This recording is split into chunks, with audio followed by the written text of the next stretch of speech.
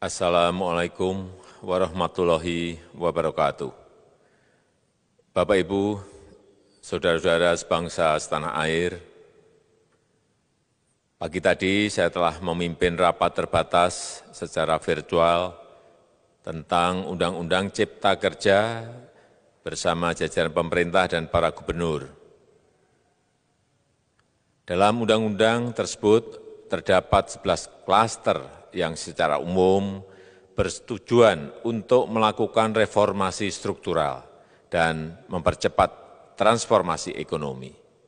Adapun klaster tersebut adalah urusan penyederhanaan perizinan, urusan persyaratan investasi, urusan ketenagakerjaan, urusan pengadaan lahan, urusan kemudahan berusaha, urusan dukungan riset dan inovasi, urusan administrasi pemerintahan, urusan pengenaan sanksi, urusan kemudahan pemberdayaan dan perlindungan UMKM, urusan investasi dan proyek pemerintah, serta urusan kawasan ekonomi. Dalam rapat terbatas tersebut, saya tegaskan mengapa kita membutuhkan Undang-Undang Cipta Kerja. Pertama, setiap tahun ada sekitar 2,9 juta penduduk usia kerja baru, anak muda yang masuk ke pasar kerja, sehingga kebutuhan atas lapangan kerja baru sangat-sangat mendesak. Apalagi di tengah pandemi, terdapat kurang lebih 6,9 juta pengangguran dan 3,5 juta pekerja terdampak pandemi COVID-19. Dan sebanyak 87% dari total penduduk bekerja memiliki tingkat pendidikan setingkat SMA ke bawah, di mana 39% berpendidikan sekolah dasar. Sehingga perlu mendorong penciptaan lapangan kerja baru, khususnya di sektor padat karya. Jadi, Undang-Undang Cipta Kerja bertujuan untuk menyediakan lapangan kerja sebanyak-banyaknya bagi para pencari kerja serta para pengangguran. Kedua, dengan Undang-Undang Cipta Kerja akan memudahkan masyarakat, khususnya usaha mikro kecil, untuk membuka usaha baru. Regulasi yang tumpang tindih dan prosedur yang rumit dipangkas. Perizinan usaha untuk usaha mikro kecil (UMK) tidak diperlukan lagi, hanya pendaftaran saja. Sangat simpel. Pembentukan PT atau perseroan terbatas juga dipermudah. Tidak ada lagi pembatasan modal minimum. Pembentukan koperasi juga dipermudah. Jumlahnya hanya 9 orang saja. Koperasi sudah bisa dibentuk. Kita harapkan akan semakin banyak koperasi-koperasi di tanah air. UMK, usaha mikro kecil yang bergerak di sektor makanan dan minuman. Sertifikasi halalnya dibiayai pemerintah, artinya gratis. Izin kapal nelayan penangkap ikan misalnya, hanya ke unit kerja Kementerian KKP saja. Kalau sebelumnya harus mengajukan ke Kementerian KKP, Kementerian Perhubungan, dan instansi-instansi yang lain. Sekarang ini cukup dari unit di Kementerian KKP saja. Ketiga, Undang-Undang Cipta Kerja ini akan mendukung upaya pencegahan dan pemberantasan korupsi. Ini jelas karena dengan menyederhanakan, dengan memotong, dengan mengintegrasikan ke dalam sistem perizinan secara elektronik, maka pungutan liar, pungli dapat dihilangkan. Namun, saya melihat adanya unjuk rasa penolakan Undang-Undang Cipta Kerja yang pada dasarnya dilatar belakangi oleh disinformasi mengenai substansi dari undang-undang ini dan hoax di media sosial.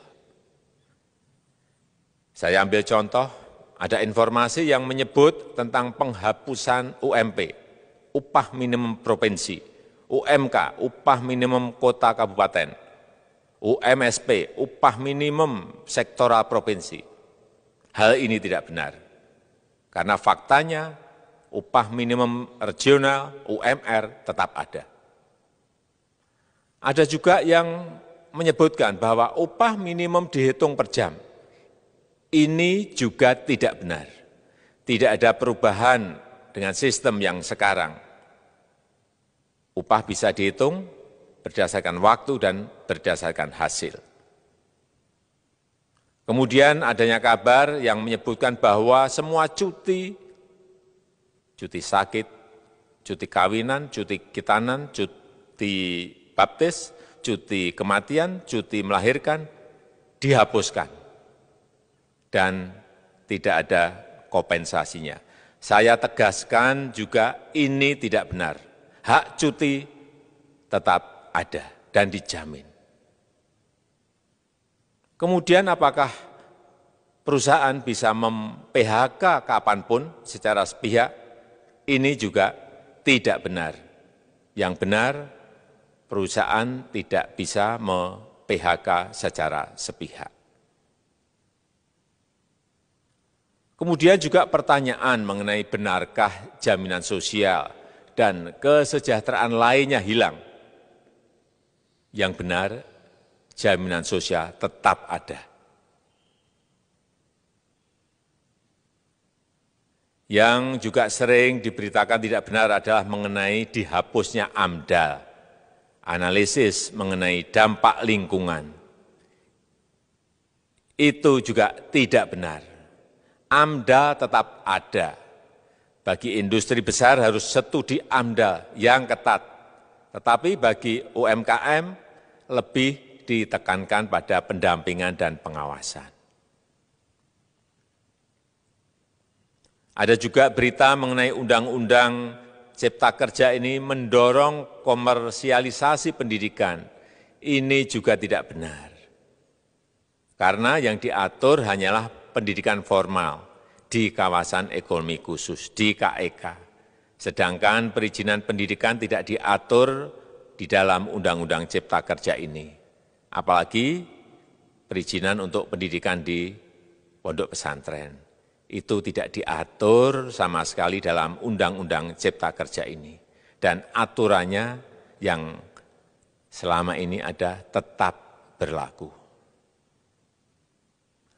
Kemudian diberitakan bahwa keberadaan bank tanah. Bank tanah ini diperlukan untuk menjamin kepentingan umum, kepentingan sosial, kepentingan pembangunan nasional, pemerataan ekonomi, dan konsolidasi lahan serta reforma agraria.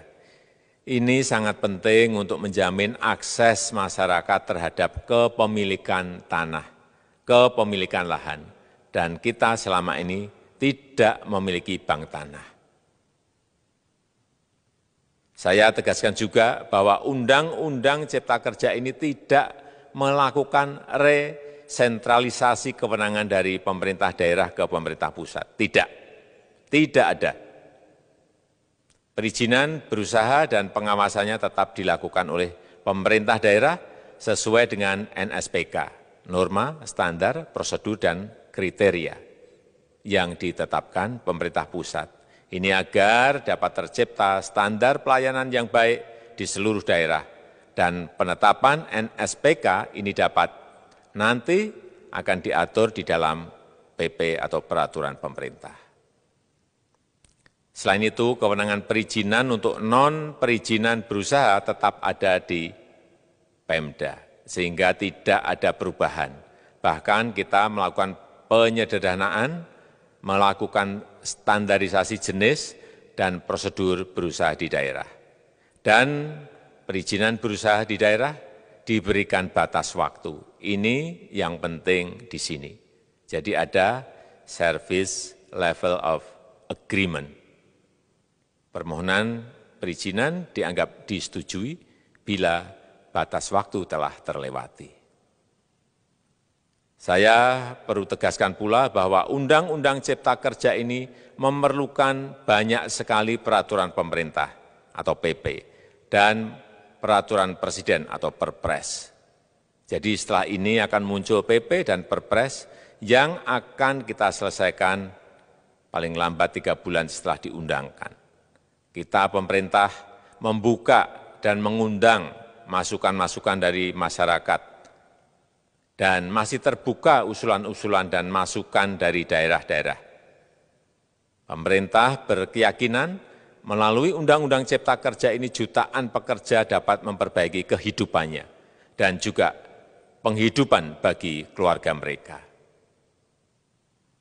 Dan kalau masih ada, jika masih ada ketidakpuasan terhadap Undang-Undang Cipta Kerja ini, silahkan mengajukan uji materi atau judicial review melalui MK, Mahkamah Konstitusi. Sistem ketatanegaraan kita memang mengatakan seperti itu. Jadi, kalau masih ada yang tidak puas dan menolak, silahkan diajukan uji materi ke MK. Saya rasa itu yang bisa saya sampaikan pada kesempatan yang baik ini. Terima kasih. Wassalamualaikum warahmatullahi wabarakatuh.